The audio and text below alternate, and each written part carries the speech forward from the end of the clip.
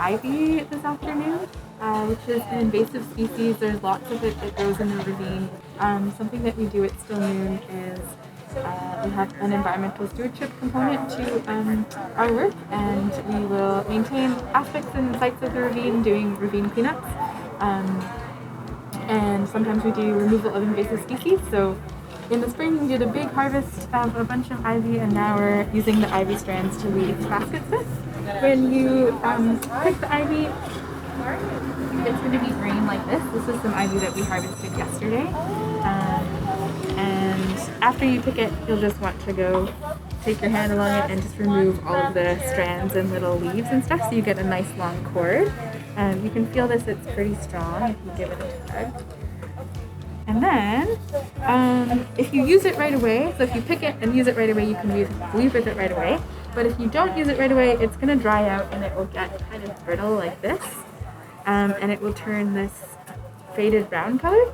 And so if you harvest it and you're not using it right away and you want to use it to weave again, just make sure that you soak it in a bucket of water for 24 hours so that it's soft enough to weave with, or else when you try to move it around it will just snap. Today what we're doing is we're teaching about healing skin salves. So what are those beautiful plants that help repair the skin? Maybe we've gotten a sunburn, maybe it's itchy, dry skin, or even when the skin gets broken. So really this is nature's polysporin, as so many of the plants have like antimicrobial properties, or they're antiseptic in their healing.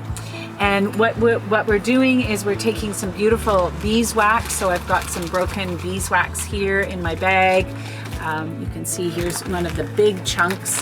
So you might want to buy your beeswax in a bulk and then break it down.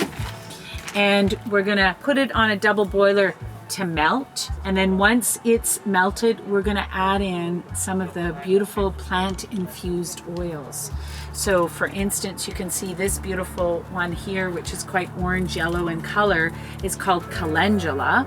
And then over here we have comfrey, which has more of a limey green color.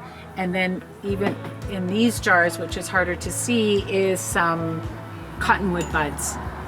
So once the oil has been infused with the plant medicines, we're gonna add it into the melted beeswax. And then we get these beautiful little jars of infused plant material with beeswax that we can use to help heal our skin. So we're doing all what's called dry fruited seeds today. So it's all seeds that you're gonna save when the plant is kind of dried out. So you can see that here, like, yeah, normally this would be green, but you're waiting until it's really dry, these parsley. So yeah, same with all of these plants here. And so yeah, make sure things are dry. My other tip would be to just try it, to just jump in, and because it can seem really intimidating to save seeds, but I think you just kind of let go of the fear and try it, and not be too worried about whether or not things are going to come out perfectly. Then